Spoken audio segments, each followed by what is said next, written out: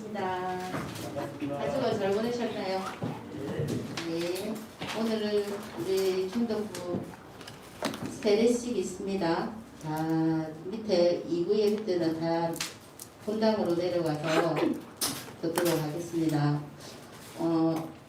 랩런트 예배인데요.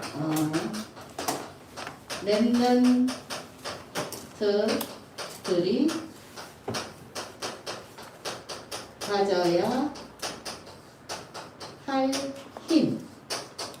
지금 고3 수능생들을 위해서 말씀을 주셨는데 우리 랩런트들 모두가 지금 가져야 할 힘이고 우리 중직자, 산업인들, 모든 성도님들이 가져야 할 힘. 그죠? 성경 말씀 열왕기하 2장 9절에서 11절 말씀요. 엘리사가 갑절의 영감을 구했다. 그 본문 전부 다 여러분 아시잖아요. 그러면서 우리 랩런트들이 평생 가져야 할 에너지가 있대요. 우리 모든 사람들은 다 평생 가져야 할 에너지가 있는데 이 에너지를 공급하는 생명선이 있대요. 생명선 두 개에서 어디에요? 에너지를 공급을 한다. 이렇게 이야기를 하셨어요. 그 생명선 하나가 뭘까요? 여러분 잘 아시는 것처럼 기도. 기도할 때 나의 영이 살아나는 거. 다 아시죠? 그럼 또 하나는 뭐 있을까요? 생명선 한 개 더. 우리가 이거 안 하면 안 되잖아요. 뭘까요? 호흡. 호흡할 때 우리의 육체, 몸이 살아난다. 두 가지가 생명선인데, 우리는 기도는 안 할 때도 많지만 호흡은 다 하고 있는데요, 우리. 그런데 여기서 말하는 무의식적으로 내가 하는 호흡이 아니라 의식을 가지고 우리 지금 계속 이야기하는 깊은 호흡하라. 그 이야기를 이야기해 주셨어요. 그럴 때 뭐라고 이야기하셨냐면 창세기, 여러분 잘 아시는 창세기 2장 7절 생기를 내가 의식적으로 내 안에 생기를 불어넣으시는 그 말씀의 능력. 그죠? 생기가 코로 2장 7절의 말씀이 무슨 말씀입니까? 사람을 땅의 흙으로 사람을 지으시고 코에 생기를 불어넣으시니 사람이 생명이 되리라. 이 말씀이잖아요. 그래서 코로 생기를 불어넣듯이 어떻게 이 생기가 나에게 늘 묵상되고 그리고 에스겔에서 37장 1절에서 10절 말씀. 마른 뼈다귀 이야기잖아요. 에스겔을 갖다가 자 어디로 데리고 갑니까? 공동모지. 뼈들이 난무해가지고 살도 없고 근육도 없고 뼈다귀만 있는 에스겔을 데리고 그 공동모지에 들어가서 이 뼈들이 살겠느냐 하고 질문하세요. 그럴 때 뭐라 합니까? 에스겔이 살겠다고 아니고 안 된다도 아니고 주께서 아시나이다. 주의 손에 있다. 이 말씀을 하세요. 그러면서 그게도 이게도 무슨 말이 나옵니까? 여기도 생기 그 뼈다귀에게 생기를 불어넣으시니 근육에 힘이 근육이 생기고 살점이 생기고 그러면서 나중에 군대가 되는 그런 이야기가 나옵니다. 그리고요 요한복음 20장 22절 또 이야기 나옵니다. 숨을 내쉬며 성령을 받아라. 똑같은 말이에요. 그리고 또 어디 나옵니까? 고린도전서 12장 13절에 우리가 모두 다른 것 같이 보이지만 우리는 한 성령, 똑같은 성령, 한 성령을 우리에게 마시겠다. 이 말씀을 여러분들이 계속 묵상하면서 학업에 집중하시기 바랍니다. 그렇게 되면은 세계를 변할 수 있는 이 영적인 힘, 엘리사가 가졌던 갑절의 영감이 나의 영감이 되고 나의 영적인 힘이 되는 겁니다. 여러분들도 한 주간 있는 현장에서 누리시기 바랍니다. 그래서 우리 랩런트들이 급히 누려야 할 것 뭐겠습니까? 이거 오늘 다 나왔잖아요. 제일 중요한 것이 이 부분인데 여러분한테 커피 누려야 할 거 이거 다 나왔어요. 그러면은 뭐가 필요하다는 겁니까?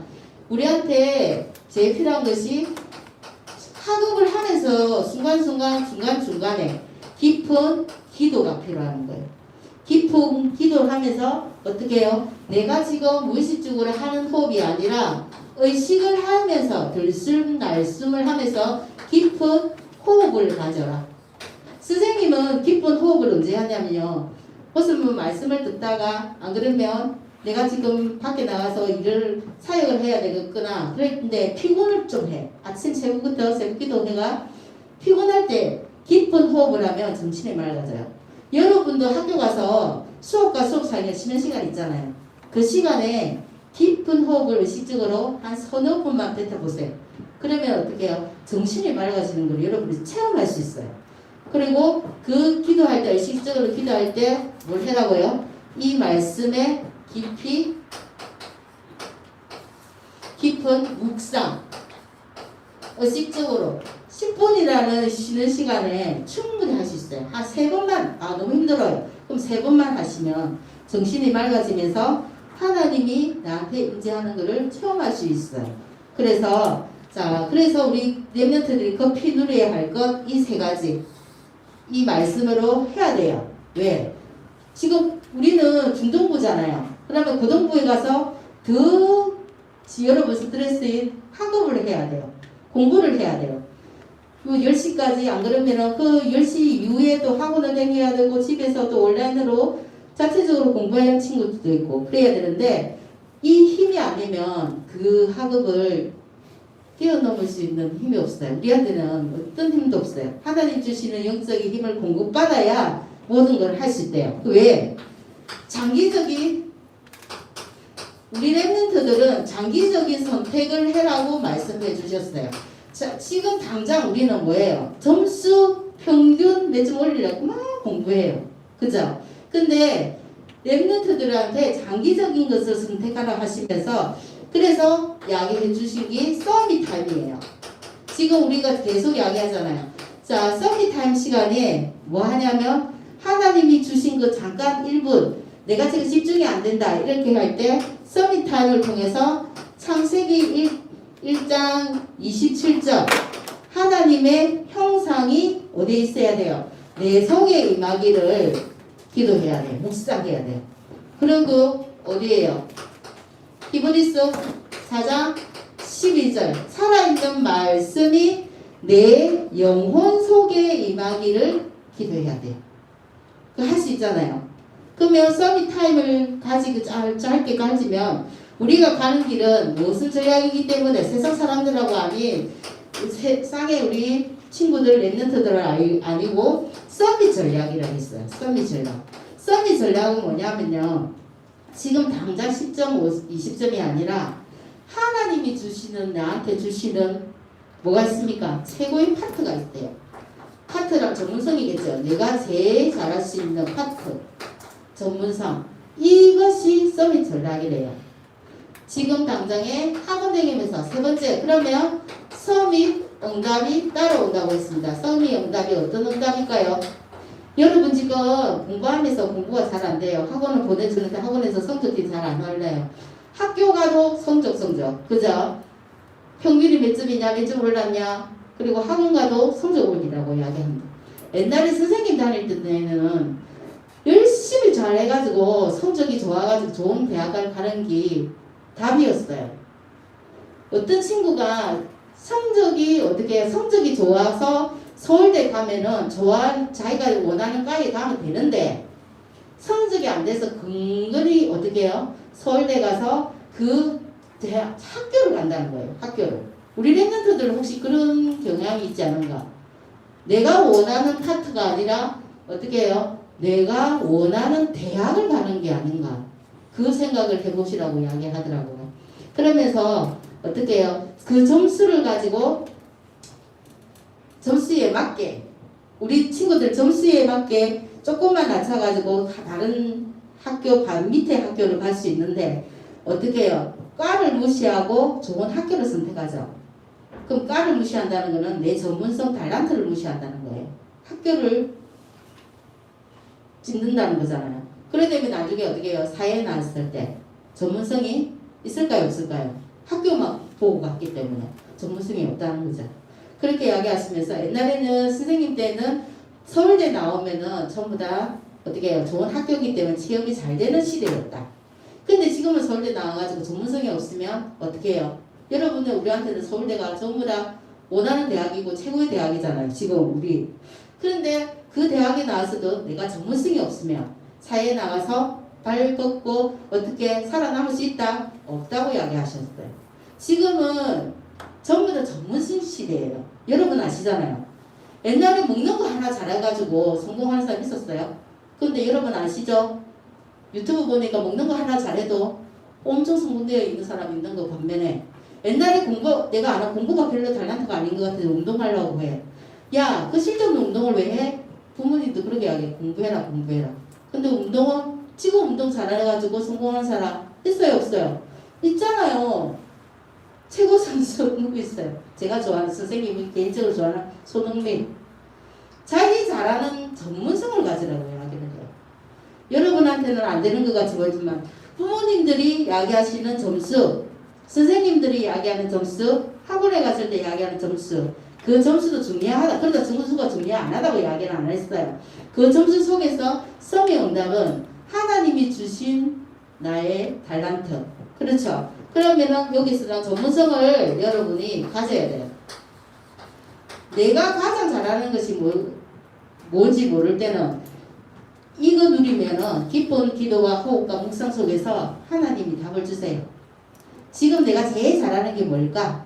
그거를 꼭 찾으시고 고등학교로 가시면 여러분들이 신앙생활 속에서 더 큰 빛을 발할 수도 있어요. 오늘 고등부 친구 중에서 선생님 공부에는 선생님 그 친구를 랩런트들을 어릴 때부터 본 친구가 있어요. 어릴 때부터 본 친구인데 그 친구는 공부에 재미를 없었어요. 그러나 손재주가 있어서 자기가 원하는 고등학교나 진학을 하고 대학교도 갔어요. 특성화겠어. 대학교 가기, 4년대 대학교 가기가 쉬워요? 쉬울 수도 있고 어려울 수도 있어요. 왜? 전문성만 있으면 그 대학에서 그 사람 보고 오라고 초청을 해요. 어떤 말인지 아시죠? 여러분이 있는 현장에서 그거를 가장 누리는 게 중요한 것 같아요. 그래서 장기적인 선택을 하면서 지금 여러분한테 뭘 해라냐면 엄청 중요한 결단을 해라고 이야기했어요. 인생 최대의 결단. 자, 세 번째, 인생 최대의 결단. 어떤 결단일까요? 첫 번째, 생명 걸 달란트를 찾아라. 여러분이 평생을 살아가야 되잖아요. 생명 걸 달란트. 지금도 안 넣습니다. 하나님이 만드신 내가 있다는 겁니다. 여러분은 전부 다 예배 속에 들어오고 영적인 힘이 있는 분들이에요. 어떻게 자의로 타의로 부모님으로 통해서 어떻게 끌려왔더라도 이 자리에 있는 건 하나님 선택해서 보내신 여러분이기 때문에 여러분한테는 자 지금 이 시간에 여러분이 하나님이 나한테 주신 달란트 그리고 그러면 생명 그 달란트를 찾는 친구들은 생명을 건 전문성을 키우는 겁니다. 생명 그 전문성. 아무것도 상관없어요. 그 속에서 하나님이 만드신 나의 것을 발견하게 됩니다. 그리고 세 번째요. 그렇게 되면 생명 살릴 어디에 내가 그 달란트를 가지고 생명 살릴 현장이 눈에 보인다는 겁니다. 이것이 하나님이 나에게 주신 나의 현장. 그죠? 하나님이 주신 현장입니다. 현장에서 생명을 살리는.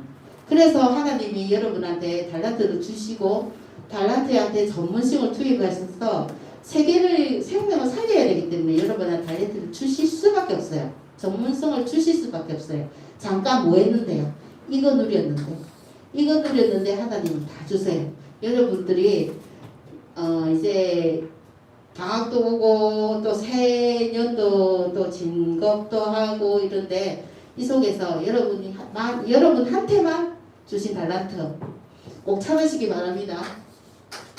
많이 무겁나요? 오늘 복음 전파자의 축복입니다. 오늘 마태복음 10장을 펼쳐보셔가지고 사실은 1장에서 42절까지 다 봐야 되는 내용입니다. 이게 어떻게 보면 마태복음 10장 1절에서 42절까지를 다 보면 이 내용이 뭐냐면 성경책에 찾아놓으시고 한번 보시면 좋은데요. 12제자를 불러서 예수님께서 현장으로 아까 생명살인 현장으로 우리가 이때 있잖아요. 현장으로 파송하는 장이에요. 그래서 12제자를 부르신 그것부터 시작해서 복음 전파자에게 주시는 축복까지 다 나와 있습니다. 제가 그거를 간략하게 설명해 드릴게요. 그래서 하나님이 우리가 살아계심을 증거하는 거잖아요. 하나님 살아계시는 걸 어떻게 증거할 수 있냐? 말씀으로 증거하잖아요. 친구들이 너가 하나님이 어떻게 살아계시냐고 물어보잖아요. 친구들이. 예수 안 믿는 친구들이. 말씀으로도 증거하고 기도할 때 기도의 응답이 되기 때문에 기도로 체험하기도 하고 그리고 내가 복음을 친구한테 전파하고 말씀을 전달했는데 하나님이 나한테 주시는 하나님의 임재를 체험하기도 해요. 그거 갖고 어떻게 해요? 복음을 전파를 해요. 그리고 하나님 살아계심을 체험을 해요. 그러면 우리 랩런트들에게 그리고 전도자에게 주신 특권 전도자에게 주신 특권이 뭡니까? 첫 번째 보니까요. 마태복음 오늘 10장 1절부터 보면은 그 말씀이 나와요. 예수께서 그의 12제자를 부르사 더러운 귀신을 쫓아내며 모든 병과 모든 약한 것을 고치는 권능을 주시니라. 권능을 받아라 했으니까 우리한테 이미 주었다 이야기했습니다. 어떻게 해요? 귀신을 내쫓는 권능, 권세를 주셨어요. 그리고 두 번째 보니까 뭐예요? 모든 병을 고치는 치유, 그죠? 그리고 세 번째, 약한 것까지도 어떻게 해요? 모든 약한 것도 고치는 권능 주셨다고 이미 이야기했어요. 우리들한테 주신 어떻게 보면 특권이에요. 세상 사람들하고는 틀린 건데 예수 이름 부를 때, 그죠? 예수 이름으로 기도할 때 모든 것이 다 치유되는 줄 믿습니다. 그러면 두 번째, 그러면 선생님 전도자의 두 번째는요, 전도자의 자격은 어디 나오냐면요, 10장 3절 4절에 나와요. 어떤 사람들 보여 12제자를 불렀죠. 12제자를 불렀는데 내가 예수님을 따르고 싶어서 따라간 것들이 아니라 어떻게 해요? 선택받은 사람들만 불렀어요. 예수님은 선택해서 불렀어요. 우리를. 그래서 우리는 선택받은 자예요. 누구한테? 하나님께, 예수님께. 그죠? 그래서 예수님은 선택한 자를 부르시니 나온지라. 이 말씀이 있어요. 우리는 선택받은 자. 그리고 어떤 사람 불렀다고 했습니까? 약한 사람. 강한 사람을 불러야 세계복음화가 잘 됐던데 약한 사람, 갈릴리에 있는 사람들, 어부 같은 사람들, 약한 사람을 부르셔서 어떻게 해요? 바리새인들, 자기들은 복음을 전하지 않고 교권과 정치로 이렇게 이 사람들을 부르시지 않고 약한 사람, 갈릴리 같은 사람을 불렀어요. 지방에 있는 사람들. 그리고 어떻게 하려고요? 어떤 사람을 불렀다? 가난한 사람을 불렀어요.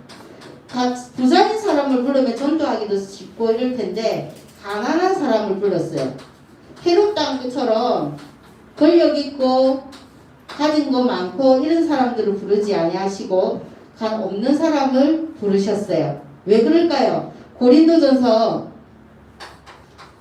12장 1장 27절에서 29절 말씀을 보니까 이 말씀이 나옵니다. 어떤 말씀이요? 하나님께서는 세상에 미련한 것들을 택하사 지혜로운 사람을 부끄럽게 하시려고 그 사람들을 택했다. 그리고 세상에 약한 사람들을 하나님을 택했다. 왜요? 강한 사람을 부끄럽게 만들려고. 하나님께서는 세상의 천한 것들과 멸시받는 것들과 없는 것들을 택하사 있는 것들을 폐하시려고 하시나니, 이 말씀이 나와요. 하나님께서는 약한 사람, 가난한 사람을 불러서 어떻게 하신다고요? 있는 사람 그리고 부유한 사람을 부끄럽게 하신다. 이 말씀이 뭐래요? 가난한 사람, 약한 사람이 해야 되기 때문에, 능력이 없기 때문에. 누구 능력이 더 드러나요? 하나님의 능력이 더 드러나기 때문에. 그리고 네 번째 또 있어요. 어떤 사람? 충성된 자. 충성된 자를 부르셨어요. 충성된 자를 어떤 사람이냐면요, 복음을 아는 자. 복음을 알고 말씀을 어떻게 해요? 말씀을 사모하는 자. 이런 사람을 불렀어요. 내가 복음을 전했더니 나는 관심 없고 말씀도 별로 사모하지도 않고 나하고는 상관없는 그런 사람을 부르는 게 아니라 충성된 자, 하나님 말씀을 깊이 사모하는 자를 부르셨어요. 그래서 여러분들한테 복음 전파자 이라면은 엄청 부담이 될 수 있어요. 그러나 여러분께서는 이 속에만, 언약의 여정 속에만 있으면 하나님께서 하신다고 했습니다. 세 번째, 그리고 복음 전파하는 방법이 어디 있습니까? 그러면요, 자, 이 방법은요, 성경 말씀 보니까 10장 5절에서 15절 보면, 15절 말씀을 보면 다 나와요. 자, 어디로 가라고 했습니까? 이스라엘 집에 어디요? 잃어버린 양한테로 가라 했어요. 잃어버린 양. 잃어버린 양이 뭡니까? 자, 사마리아에도 가지 말고 누구가 다른 데로 가지 말고 어디로 가라고 이야기했어요? 6장 10장 6절 5절 보니까, 자, 예수께서 이 12를 보내시면서 명하여 이르시되 어디에요? 이방인의 길도 가지 말고 사마리아 고을도 가지 마라. 오히려 이스라엘 집에 잃어버린 양의 길로 가라. 이스라엘 백성들은 전부 다 예수님 믿잖아요. 근데 이스라엘에 뭐야? 잃어버린 양. 예수를 처음에 믿었는데 낙심하고 떠난 자들. 그죠? 어떻게 낙심해서 떠난 사람이 있을 거예요. 옛날에는 처음에는 초심을 가지고 너무 잘 믿고 예수님 말씀을 사모하다가 어떤 사건으로 계기로 사람 때문에 흔들려서 떠난 사람이 있을 거예요. 그런 사람들을 어떻게 힘을 주고 살리라는 말씀이에요. 그래서 그 사람들한테 뭘 이야기하라고요? 천국을 선포하라. 그 이야기가 바로 밑에 나오죠. 어떻게 해요? 7절 간에서 전파하면서 말하되 천국이 가까이 왔다고 해라 이야기했어요. 천국이 가까워 왔다고 외치라는 말은 뭡니까? 복음 전파해라.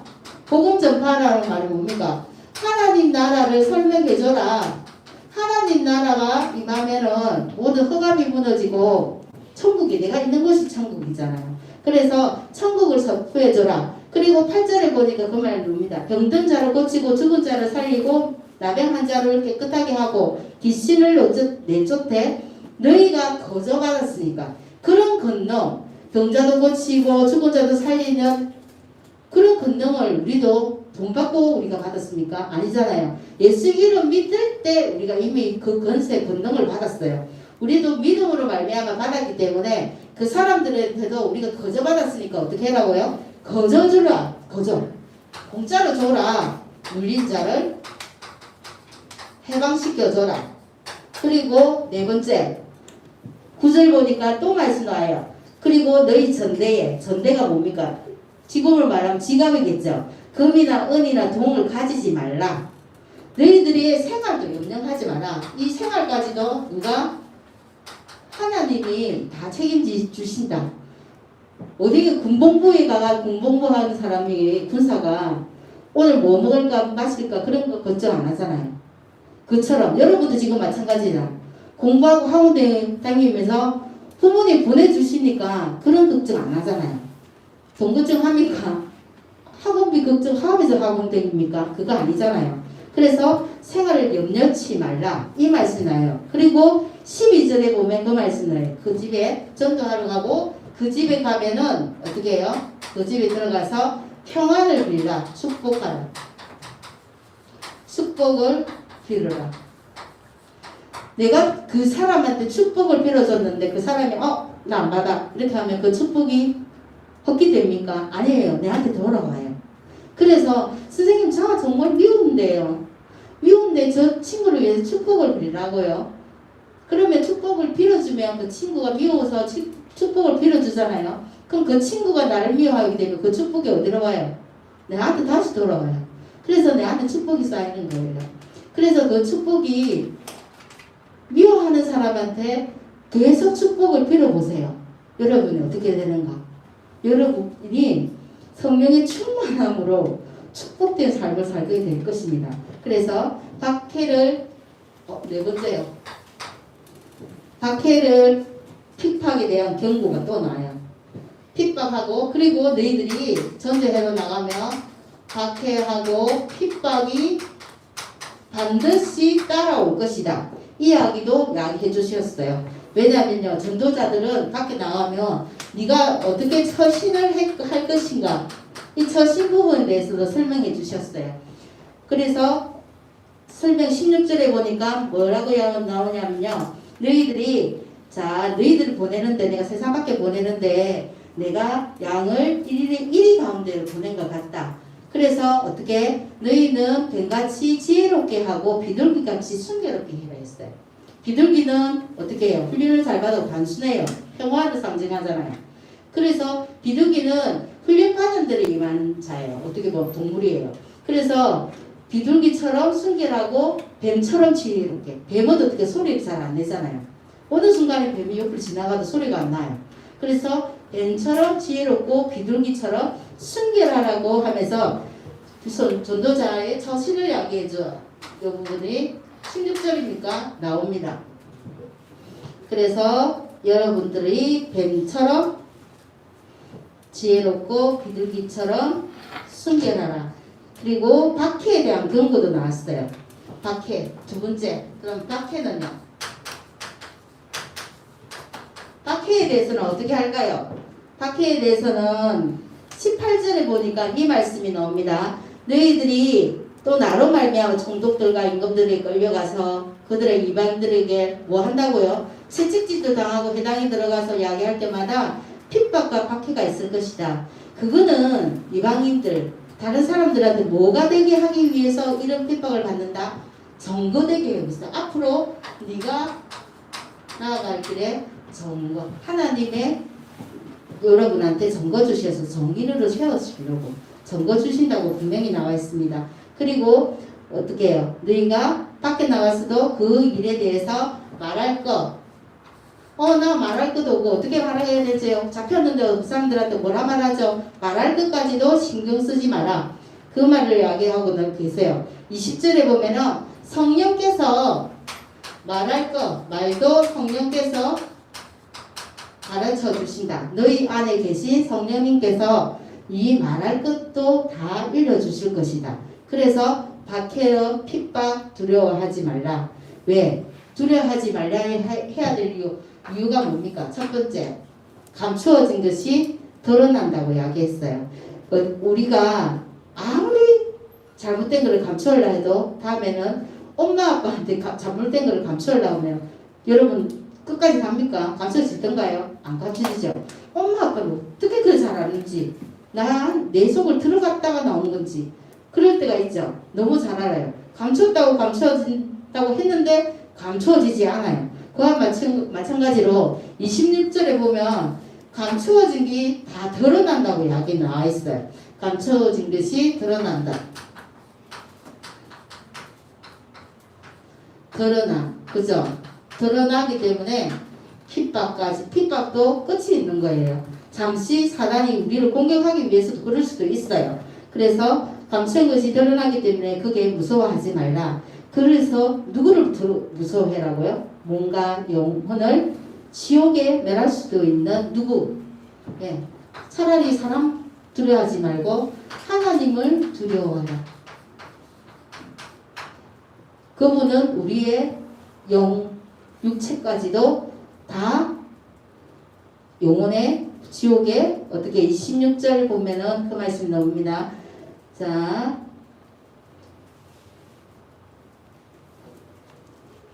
하나님을 감춘 것이 드러나기 때문에 28절에 보니까 몸과 영혼을 여기 지옥에 멸하실 수 있는 이를 두려워하라. 이 말씀이 나와요. 그래서 참새도 하나님 손에 있고 또 누구요? 우리의 머리털까지도 한가닥까지 태우시는 하나님을 두려워하라. 그죠? 그래서 하나님 친구들 앞에서 이 하나님 창조주이신 하나님을 인정하는 자는 나도 우리 아버지 앞에서 너를 인정하겠다. 그런데 네가 친구들 앞에서 네 교회 다니나 안 해? 교회는 무슨 교회? 하나님 인정 안 하는 그 친구들 있죠? 현장 나가면. 왜? 예수 믿는 거에 대한 확신이 없어서 그런지 그런 친구들 간혹 봐요. 그런데 괜찮아요. 그러면 성경에는 그런 말씀이 나와요. 너희가 확신 가지고 친구들 앞에서 누구 앞에서 나를 시인하며 나도 하늘나라에 있는 아버지 앞에서 너를 시인하겠다. 그렇게 나오거든요. 그래서 오늘 마지막 결론입니다. 복음 전파자의 축복. 이미 우리 다 받았어요.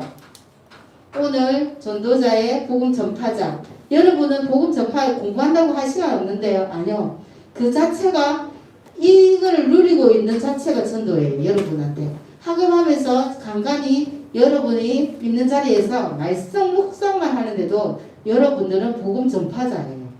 왜요? 선한 영향력은 반에 알게 모르게 영적인 것이 퍼져서 선한 영향력이 미쳐져요. 그거 믿으시기 바랍니다. 그래서 복음 전파 이후에 있었던 일이라 이러면서 축복인데 말씀을 전하고 가니까 복음 전파를 하고 난 이후에 처음 겪는 일, 이후에 처음 있는 일이 어떤 일입니까?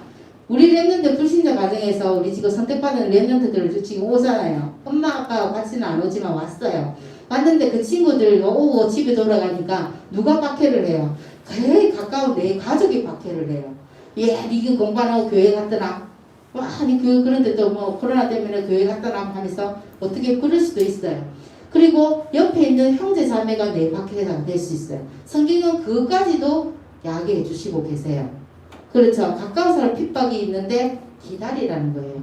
몰라서 그러는 거고 부모님도 형제도 몰라서 그러는 거니까 복음 전파하고 나면 형제 여기서는 원수가 가족이 원수다 이런 이야기가 나오는데 그 말의 뜻은 그거 아니에요. 핍박 받으니까 그럴 수도 있는 거니까 어떻게 해요? 우리는 복음 안에서 기다려 주기만 하면 됩니다. 기다려. 어디에서요? 언약 안에서 기다려 주기만 하면 되고요. 두 번째, 복음을 위해서 복음을 잃은 자는 얻으리라 했어요. 목숨을 여러분 잘 아시는 거 목숨을 건지려고 하면 잃어버리려고 목숨을 그러면 도리어 어떻게 해요? 목숨도 얻는다. 이 말이 나와요. 그렇죠? 그리고 세 번째 주님과 이런 모든 것들이 어떻게 주님과 동일시 된다. 동일시 되는 거예요. 내가 하는 일이 내 일이 아니라는 거예요. 하나님의 일이기 때문에 주님과 동일시 취급받는 게 우리가 얼마나 영광입니까? 나를 영접하는 자는 하나님을 영접하는 것이죠. 예수님을 영접하는 건 나를 영접하는 것이고 너희를 영접하는 것이 나를 영접하는 것이고 나를 영접하는 것이 나를 보내신 하나님을 영접하는 것이다. 그 말이 성경에 나오잖아요. 그래서 내가 주님과 동일시 되는 거예요. 그러니까 어마어마한 축복입니다. 그리고 제일 중요한 것이 상급.